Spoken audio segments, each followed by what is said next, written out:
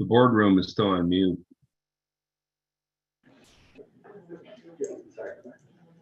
Lisa's okay. Mr.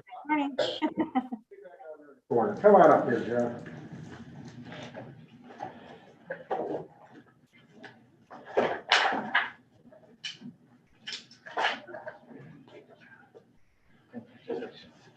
John, I want to recognize your retirement from the board. On behalf of all the board members and our staff here, this is why the crowd's here today, John. Okay, we never have on a Monday morning, but I want to thank you, John. You've added a lot of value and benefit to this organization over the years. I'd always see you on the floor on election night working, but during your day job, you were down there auditing returns, helping candidates make sure that they were accounting for the money correctly and properly. I mean, even your resignation, your announcement that you're retiring, John. You list your bankable hours for comp time, sick time, vacation time. I mean, this is very organized. And if you have any problem collecting, let me know. Okay? I'll take care of that. But John, on behalf of the board, I want to recognize and salute you, John, for your 15 years of public service to the voters of this county and the many contributions that you've held and helped in the election process. You've accumulated and shared a wealth of education and knowledge by serving in the Candidate Petition Services Department under the leadership of Mr. Lawler, and where he assisted candidates, schools, and political subdivisions in properly completing their campaign finance reports. His proficiency in filing election paperwork helped enhance the agency image. In addition, I want to acknowledge Ms. Rose Amato, leadership too down there, that she supervised your work. You were a leader in what you did, John. Your managers and colleagues hold you in high esteem for the skills as an auditor who did cheerfully help individuals file their returns with this agency. You are a calm, friendly person. Your demeanor will be missed. Your wellspring of institutional knowledge will be missed. And you worked many long hours, John, always a smile on your face. So therefore, John, because of your attitude, your humor, your abilities, your confidence, your talents, we want to recognize you for your work here, and you will be missed. You will be missed, John. Thank you very much. Thank you.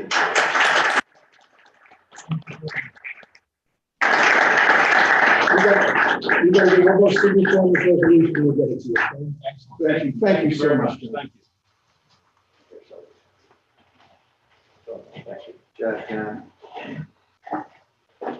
All right, John, thank you. And I'm going to move on to business then. And we're going to acknowledge, I will move to acknowledge Memorandum 2021-01, responsibilities of the sheriffs and chief of police in the 2021 primary special election. Early voting kicks off tomorrow. There's a second. Second. Thank you, Mr. Wondolowski. Are there questions or comments? Hearing none, all those in favor signify by saying aye. Aye. Aye. Aye. Aye. Okay, very good. The motion passes unanimously. I'm going to move on for certification of post-election audit for the February 23rd, 2021 recall election. Mr. Cleary, and I love your Indian, sir. Good morning, Brian Cleary, manager, Ballot Department. On March 29th, we conducted the risk limiting post-election audit for the February 23rd recall election. At the board meeting before that, we randomly selected the race, which was issue 2, the Jennifer Mitchell Early council race to be counted. There were a total of 181 ballots cast in that race. We ended up hand counting all of them, and we had 100% accuracy rate matching the official canvas. So all results matched. Thank you. Any question? I have a motion on the, I will move to acknowledge that certification of the post-election audit for the February 23rd, 2021 recall election. If there's a second. Second. Thank you. Are there questions for Mr. Cleary? Okay, hearing none, all those in favor signify by saying aye. Aye. Aye. Aye. Motion passes unanimously. Thank you. I well, let's move on to the authorization to approve the remake of optical scan ballots for the March 16th, 2021 Mayfield election. Mr. Cleary? Yeah, before you should have a copy of the certification report and the official results for the March 16th special election that was held in Mayfield Village. There were a total of 581 ballots tabulated in this election, and they break down as follows. We had 287 cast on election day, 279 were cast vote by mail, 1 early in person, 6 post-election days, and 2 post vote by mail. Terrific. I think we have a second on the motion for Mr. Wondolowski. Are there questions for Mr. Cleary on those, the remake of the optical scan ballots? Hearing none, all those in favor, signify by saying aye. Aye. Aye. Aye. Thank you. Motion passes unanimously. And I will move to authorize to approve the absentee ballots from the March 16th, 2021 Mayfield village election. If there's a second. Second. Mr. Cleary? Yeah, for the vote by mail early in person summary, there were a total of 309 vote by mail ballots issued for this election. Of those, 282 were returned and counted. 91.9% return rate. We did have 2 that were returned late, so we do have a 0.7% rejection rate, or challenge rate, excuse me. If you remove those, which we normally do from these, we actually had no challenges for return late or not returned at all. That's the summary for the vote by mail. I'll take any questions you may have. Any questions for Mr. Cleary? Okay, hearing none, all those in favor signify by saying aye. Aye. Aye. Aye. Aye. Thank you. It passes unanimously. I will move to authorize to approve the provisional ballots from the March 16th, 2021 Mayfield village election. If there's a second. Second. Mr. Cleary? There were a total of 6 provisional ballots cast during the election. All 6 were cast on election day. We had none early in person. Of those ballots, all 6 are 100% were valid and tabulated by the ballot department. So once again, we had a 0% rejection rate for this election. Terrific. Thank you. Any questions for Mr. Cleary? Okay, hearing none, all those in favor signify by saying aye. Aye. Aye. Aye. Thank you. The motion passes unanimously, and then I'll move to acknowledge the pre- and post-election results of the vote tabulation system for the March 16th, 2021 Mayfield village election. There's a second. Second. Thank you. Are there any questions or comments? All right, hearing none, all those in favor signify by saying aye. Aye. Aye. Aye. Aye. Okay, motion passes unanimously. Thank you. And then I will finally move to certify the official results of the March 16th, 2021 Mayfield village election. If there's a second. Second. Any questions or comments on this certification? Okay, hearing none, all those in favor signify by saying aye. Aye. Aye. Aye. Thank you. The motion passes unanimously. I will move on to acknowledge the date, time, and place of the post-election audit for the March 16th, 2021 Mayfield village election. Is that the roll of the dice here, John? That's the roll of dice. We currently have it scheduled for Monday, April 26th at 9 a.m. over at the warehouse. David, why don't you roll? There are 2 races eligible for it. We're picking the 26th because that puts us out of reach of both the automatic and requested recount deadline. So it's just a quick odd even. There's only 2 races eligible. And then All right, I watched Mr. Wondolowski roll that dice, and it came up an even number. So the village charter, mayor's terms, will be audited. So that's even to Mayfield Village Charter Amendment mayor terms. Thank you, Mr. Cleary. And you're still on the floor then. I will move to for the final approval of the ballot order for the May 4th, 2021 primary election. Second. Thank you, Mr. Wondolowski. Any questions for Mr. Cleary? Okay, hearing none, all those in favor signify by saying aye. Aye. Aye. Aye. Motion passes unanimously. Thank you. And I will move to acknowledge the ballot proofs for the May 4th, 2021 primary election in accordance with the ballot proofing policy is approved by this board on March 12th, 2021 at its board meeting on that date. Second. Thank you, Mr. Wondolowski. Any questions or comments on the ballot proofing? Hearing none, all those in favor signify by saying aye. Aye. Aye. And Ms. Sticken? I said aye. Oh, I'm sorry if you didn't hear me. Thank you very much. The motion passes unanimously. And I will move to acknowledge the resignation from elected office of Greg Kanziger, Chagrin Falls Exempted Village School District as a board member. There's a second. Second. Thank you. Any question or comment? Hearing none, all those in favor signify by saying aye. Aye. Aye. Aye. Motion passes unanimously. Then I will move to authorize to pay 56 voting location managers $200, or a total of $11,200.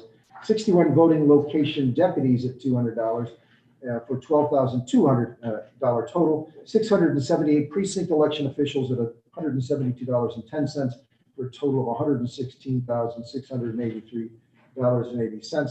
117 sanitation officials at $200 That's $23,400 total, and 40 election substitute officials at $100 each for $4,000 in an amount not to exceed totally $167,483.80. Second, thank you, Mr. Wondolowski. Are there questions for Ms. Brake? Hearing none, all those in favor signify by saying aye. Aye. Aye. Aye. Thank you. Motion passes unanimously. And on to approval to appoint not less than 2 precinct election officials for each precinct pursuant to the Rise Code 350122 for the May 4th, 2021 primary election. Thank you. This is something we do for every election. Are there any questions? Okay, hearing none, all those in favor signify by saying aye. Aye. Aye. Aye. Motion passes unanimously. Thank you. And then I'll move to allocate the voting booths for the May 4th, 2021 primary election. Allocation quantities are based on social distancing and room size for polling locations. A total of 1,031 voting booths will be allocated, 149 DS200 precinct scanners and 56 88 automark voting units and 249 electric poll books, if there's a second. Second. Thank you. Question or comments for those allocations? Hearing none, all those in favor signify by saying aye. Aye. Aye. Aye. The motion passes unanimously, and I'll move to authorize the process payment in the amount not to exceed $5,000 for the 16 private voting locations being used for this upcoming May 4th, 2021 election, if there's a second. Second. Thank you, Mr. Wondolowski. Question or comments on the private locations? Hearing none, all those in favor signify by saying aye. Aye. Aye. Aye. Aye. You both, the motion passes unanimously. And on to the approval to award a contract with Midwest Direct to provide, I will move to approve the award a contract with Midwest Direct to provide ballot printing services for the initial term of August 23rd, 2021 to December 31st, 2021, in the amount not to exceed $861,163.93, with an option to renew for 2 renewal periods. If there's a second. Second. Thank you, Mr. Wondolowski. We have received, I just want to set the table here, but we have, as board members, Mrs. Ducey is here to answer any questions we have or make some comment, but we have received a copy of the contract last week. We were provided a summary by Ms. Ducey of the contract and the details about it and a recommendation to enter into it. I know it's been reviewed by Mr. Musson. It contains language Ms. Chappelle has requested be in our contracts going forward. I know too that I believe a couple representatives or owners of the Midwest are here too to answer any questions. So having kind of laid the groundwork there, Ms. Susie, why don't you tee it up for the board? Yeah, in accordance with the ORC section 3501.21.3, we did issue a request for bid for the printing and printing of the official ballots for all elections in Cuyahoga County for the required period. And one bid was received by the bid deadline on March 16th. And the total amount of bids submitted was $2,146,270.43, which includes 4 scheduled elections and any other election that may be conducted during that term. So this item we're asking for is for the initial term for $861,163.93. So this is renewable at our request, Ms. Susie? Yes, agreeable. Every year, and I think there were 3 periods set forth. So that's correct. So what we do, and we did this for the first time last time we did this, is that we came up with an initial term and we came up with renewal terms. And part of that is to try to encourage competition, because one of the things that revised code requires is a bond and double the amount of the contract. And so when you have just one gigantic term, it's difficult for a vendor to meet that bond requirement. So we broke it up into an initial and then 2 smaller in an effort to try to encourage competition with that bonding requirement. And so that's what we do. But when we release the bid, we want the bidders to look at it as the entirety of the 18 months. So if you get volume discounts and things like that, with the intent of, if you do well, then the board will renew for the first renewal and then for the second. So that's how we've crafted this for that. It was interesting. I made this aware to some of the other counties when I was at a conference, and now everybody wants to get their hands on this because they're like, hey, this is maybe the way that all boards should be doing business structuring, which is good. I do want to just quickly hit on the 3 terms. Here at the table, I just handed out a document. I and Joe and Lisa, I emailed it to you this morning. And what that's doing is kind of looking at the terms and explaining, or I want to explain a little bit why they're not just 6 months, 6 months, and 6 months. It's driven off of really what elections do we have. So in a term, you want to capture a primary or you want to capture a general election, because those are your biggest elections where you would have the most ballots and the highest cost.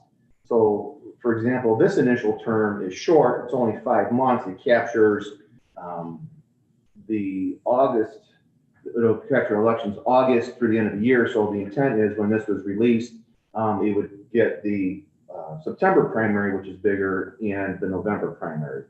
The special congressional was not announced when this was released, but there's language in the contract that will be its own entity, and we will work with Midwest if approved today for pricing for that, which is above and beyond this. As a side note, the cost of those specials are covered by the Secretary of State's office because it's a special federal. But that's like the first term. The second term then goes from the beginning of the year, and it covers the primary, the gubernatorial primary, and then we take it right up until the August election. So if there's any unforeseen election that happens, it would cover that. And the last term then covers August of 2022 and the gubernatorial general. We then take that right up to the primary in 23. And so typically your last period is your longest period because it goes into that following year up to the primary.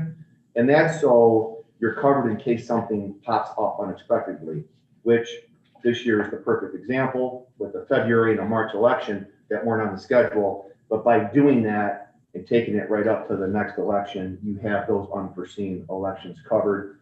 And again, the contracts gives us the ability when we have those unforeseen that we look at that term's pricing, and that's how we figure out what the costs are for those elections. So I just wanted to kind of put together this breakdown. It kind of shows the costing is different because there's different amounts of ballots in play in the different periods, but she also shows the overall cost for the periods and what those are. So this is a little additional information to try to help to explain why it's not just cookie cutter 6 months, 6 months, 6 months. Thank you. I appreciate that. Mhm. It helps explain. You got the months are 5, 7, and 8 in these periods, but the prices vary now. We understand why that's the case. Any other questions for Ms. Zusi? I would like to, if the gentleman here from Midwest Direct, if they'd like to introduce themselves to the board, and come on up, yes, sir. And any questions our board members might have of you.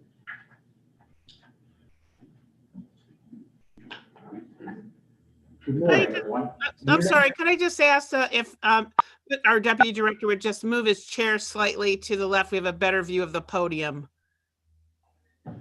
Thank you. Mr. Getty, CEO at Midwest Direct. Okay, Mr. Getty is here.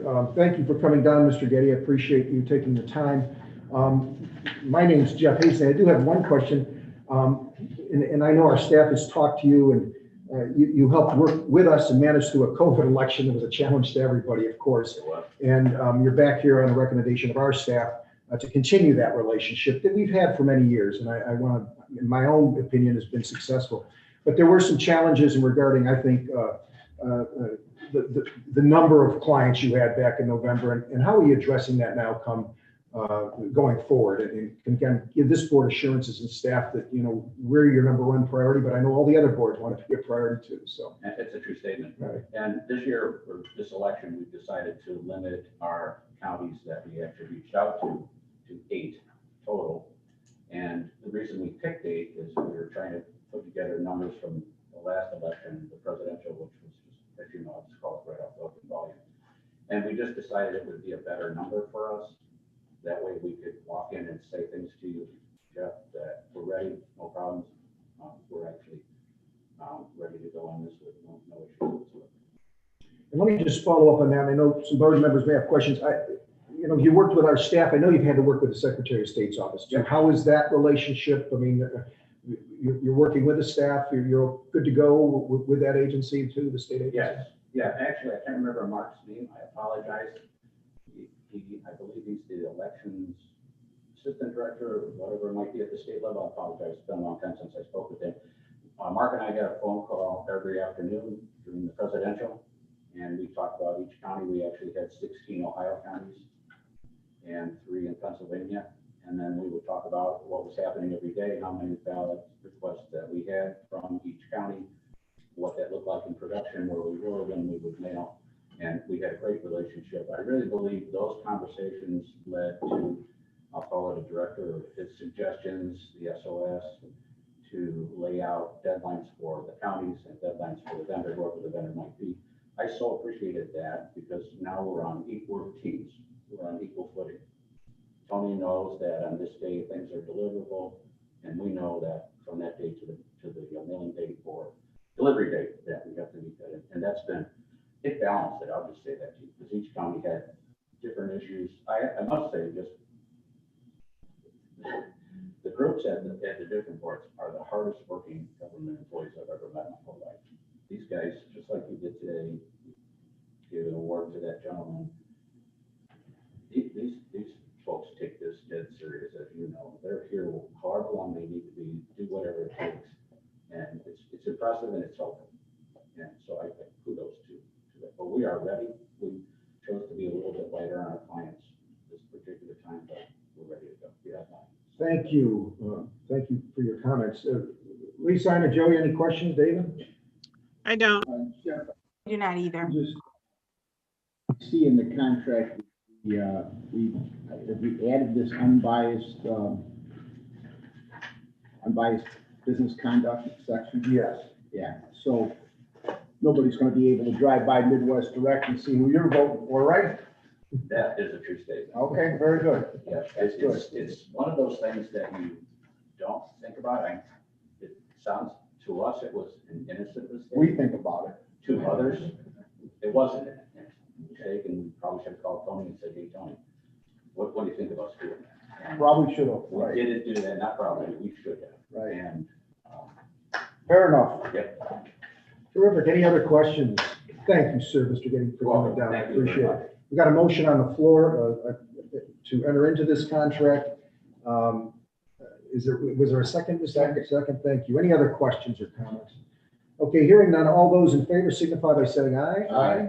I, All right, the motion passes unanimously. I want to thank Tony and Kendra and all other staff for their due diligence on this matter. This is a big deal. It's a big contract, and we look forward to being your partner, Mr. Getty, in this important endeavor. Thank you. All right, on to approve the personnel agenda on here that we have, which is, of course, reluctantly accept the retirement of John Fox as a campaign finance auditor and candidate services position.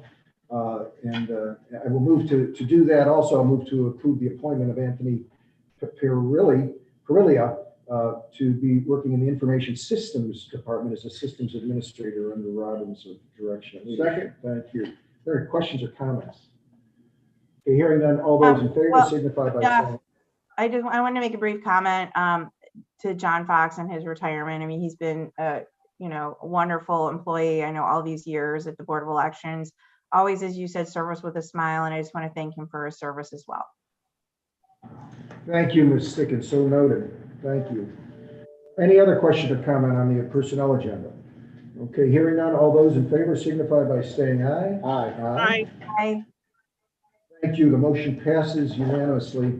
And on to an update for our May 4th primary election. And I think you, Mr. Costa, was going to make a few comments too. Sure. So, you want me to go first, or would you like Lori to go first? So why don't you have Lori go first since we're still in personnel, and then we'll go into the update. So, as Lori makes her way to the podium, at last board meeting in new business, we talked a little bit about personnel manual, and we're making updates to it. And Lori and Christy, who's been assisting Lori, are just going to give a little bit more insights. And if there's any other questions, they are better prepared to answer them than I am, because they are the ones working on it daily. But Go ahead, Lori. Good morning. Good morning. Thank you, Lori Acosta, HR Manager, and I have with me Christy Andrasic. Christy has been serving as our policy manual consultant. As you're aware, we've been working on updating the policy manual. Christy has been diligently working away, going section by section, chapter by chapter, looking at what we need to do up to date. We have looked at the county's policy manual, we've looked at the prosecutor's office policy manual, we're looking at the elected officials manual, the ORC, Secretary of State, and various resources in putting the manual together. Our goal is to bring it up to date, make some changes that need to be made. We're looking to make it a little more user-friendly, a little more readable, a little less like reading code written by lawyers. And make it so that people can actually understand what the sections are referring to. You know, a lot of the language when you read it and you go, okay, that's great, but what does it mean? So that's what we're looking to do. Make it visually break it up a little bit, so it's not just like reading something out of the code. We're moving sections, so you'll see there are some sections that are chapters that are going to be moved to just make it flow a little bit better.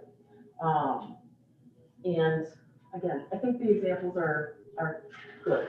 We've got some really good things that we're going to present to you.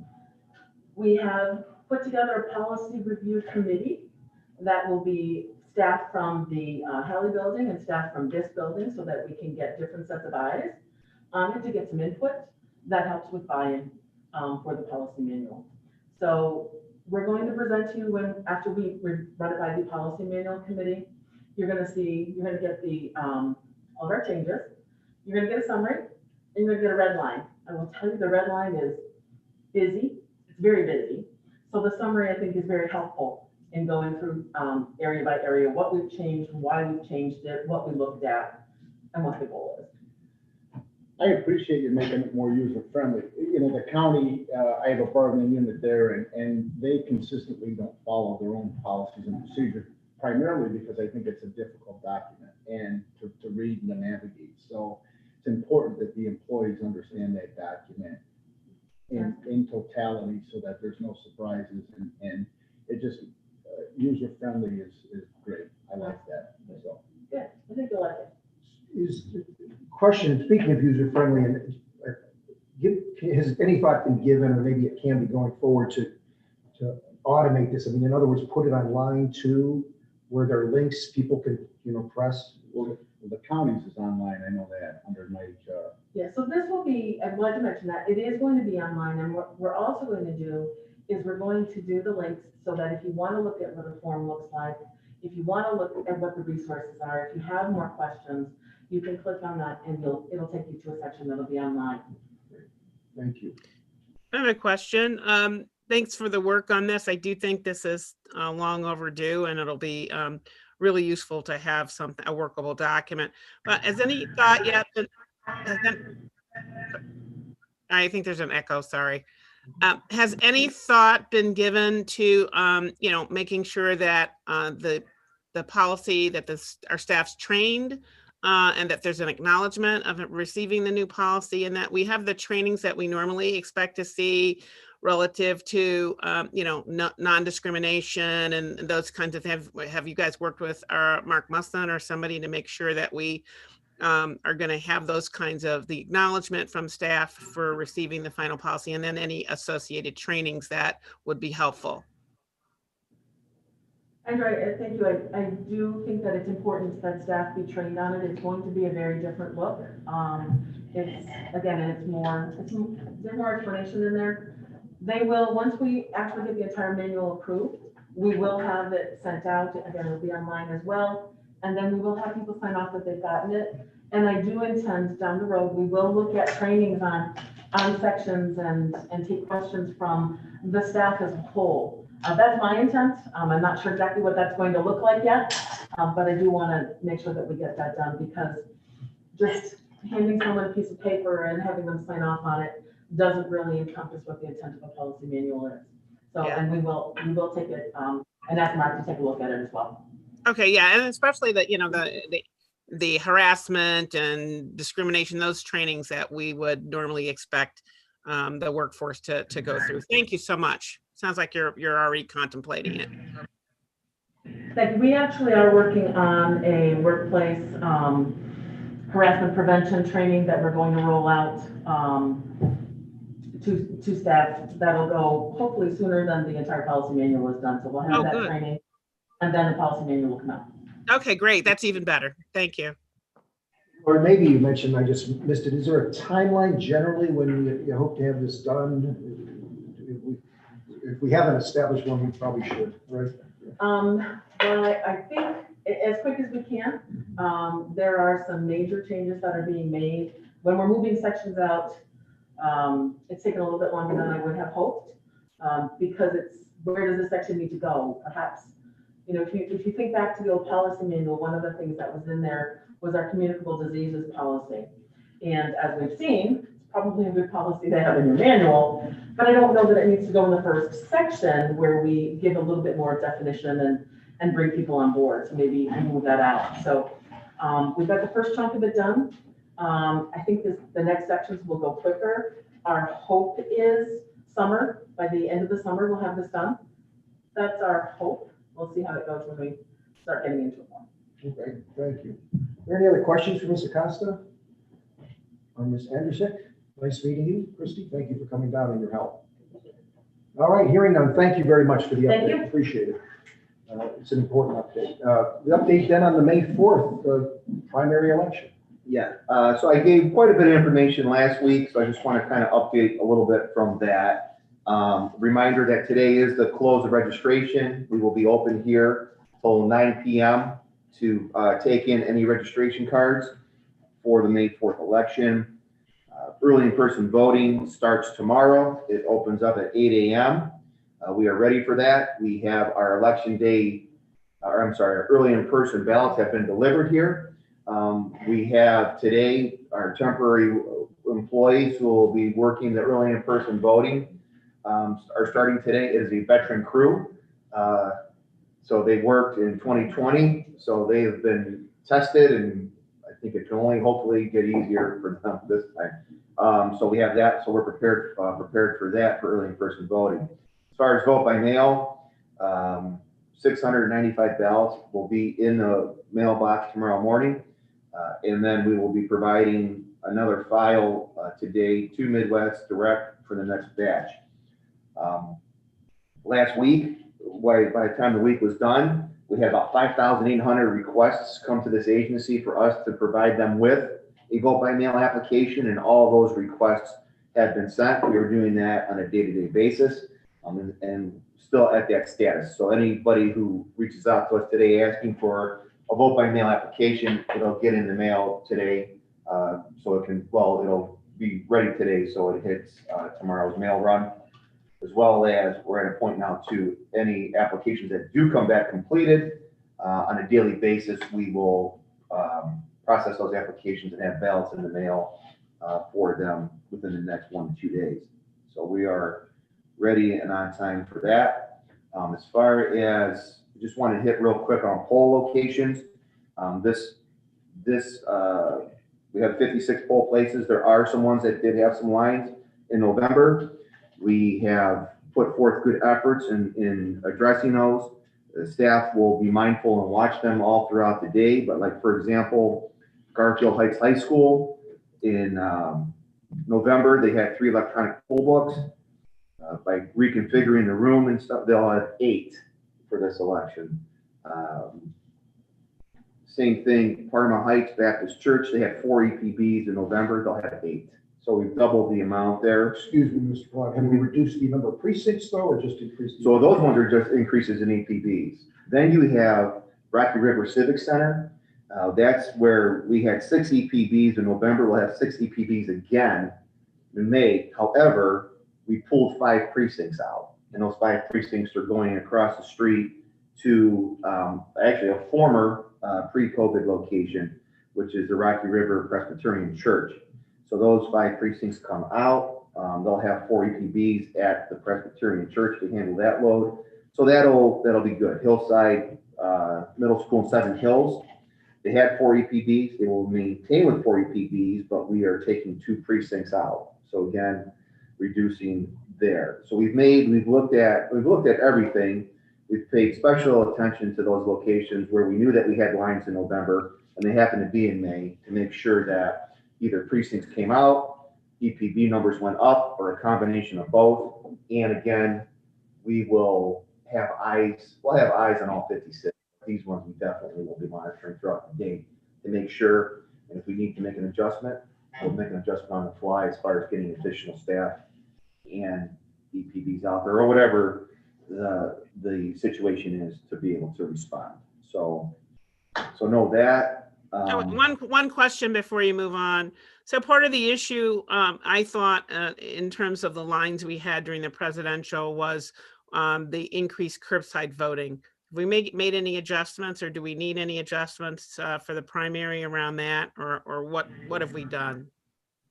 Sure. So we again will have one electronic poll book dedicated to curbside voting at all these locations, and in those locations in which we saw a higher number, we will have a second dedicated electronic poll book either at the start of the day, as well as we've hired additional staff to just focus on the curbside voting at those higher curbside turnout locations from November, so we can keep people working inside to keep the regular voter line short, and then more dedicated staff, again, in an additional electronic poll book to deal with the curbside voters at those high volume locations.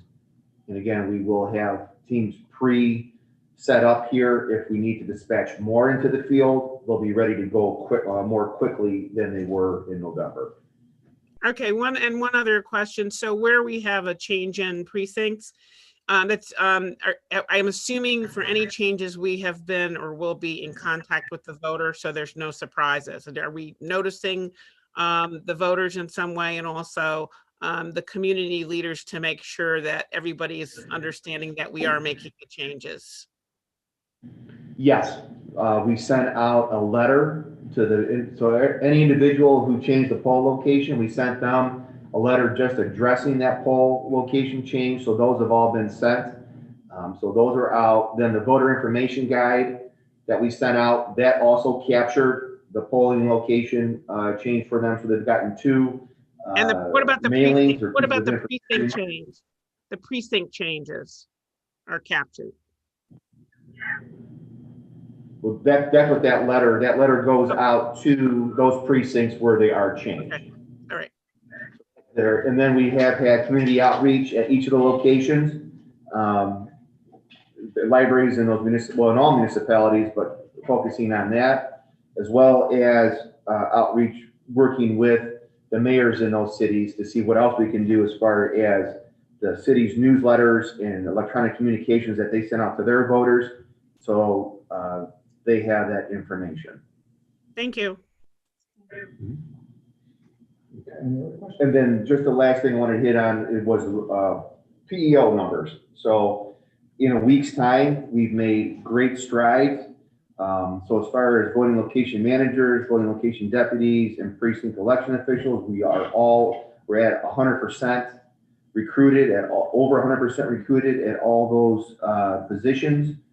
And we are probably about 60% trained at this point, which is okay. We will still have time to get them trained. So we've, what staff had done is now, in this past week, focused heavily on applications we received for new workers, and they processed them. We had about 300 applications from individuals who want to be a PEO for the first time. And so we've worked and processed those. Becky did a nice job in getting that number up. And we're focusing on is the sanitation workers that we have. We're about 65% of those are hired. And then the standby workers, we're about 40%. But that 40%, so we have 16 of 40, but now that recruitment kicks up. So you try to get all your regular election day hired. You start to get some of the standbys, but now that you have your 100% plus on regular workers, now you shift your effort and you go on standbys and then start to get that up. So that should click up in a good pace. So we are in good position with workers. So a week and this business makes a big difference. And then lastly, it's not an update there, but today is the Indians home opener, and Brian had his Indians and some other ones. So for staff today, we're providing hot dogs and chips and bottles of water for Indians home opener, and staff were encouraged to wear their Terrific. Indians attire dressed down. So Great. you swing by and get yourself a hot dog at noon. All right, thank you. That's terrific to hear. Any other questions for Mr. Pilati or staff?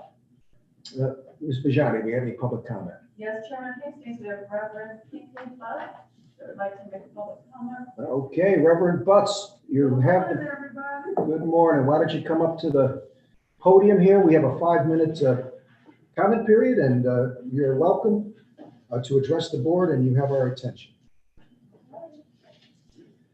Good to see everybody again. Good You know what, afternoon. I'm sitting there, President, who said, this is the way you do a meeting. I love the way you are running this meeting. I really do. I hate meetings, and you're like doing it, so we get in and out here. I love them. That's why I do them so quickly, so we can do more. Good morning, everybody. Bring you greetings in the name of Jesus Christ and peace. First of all, before I go forward, the Bible tells me that if I have offended somebody, I need to apologize and leave my other things behind, so I make my record clear. And I'm always obedient to that. I want to, first of all, apologize publicly to anyone who I've offended, not just in your agency, but in your offices or whatever, because there's no excuse for my behavior, and I'm not justifying it. But I will say that I have offended some people, and I ask that you please forgive me. It came out of a storm, and I was walking through that storm by myself.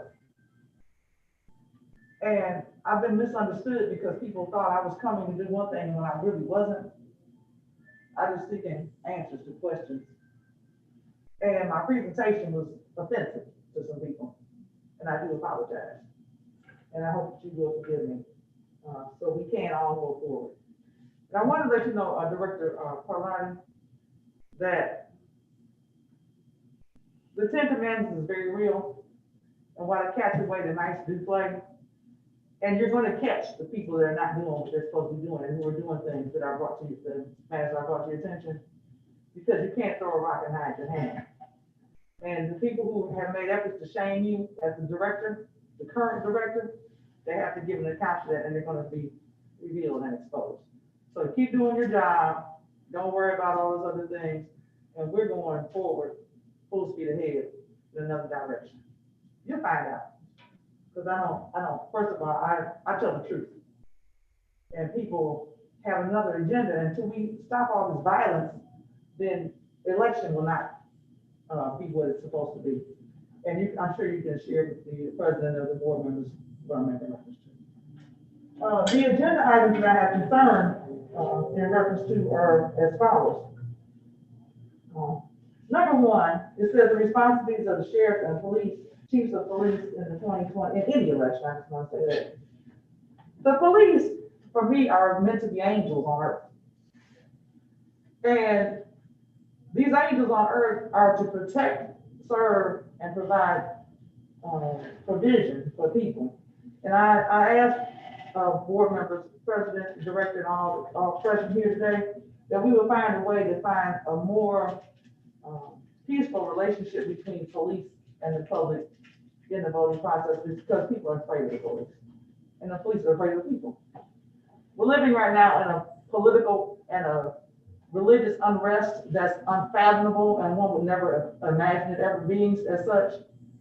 But I pray that if you have a way that we can communicate and get this done through the people that I do know and have in place, I would be glad to do that. Because people should not be afraid of the police, and the police should not be afraid of the people. I wanted to also congratulate the person who lived to retire from here and congratulate them, because that's a blessing. And I would like to see if there's a way that something could be done to promote, or I see in item number 8, which is new beginnings biblically, if we could find a way to create a salary for precinct people. Precinct, like the mayor gets a salary, council gets a salary, but precinct committee people don't get a salary.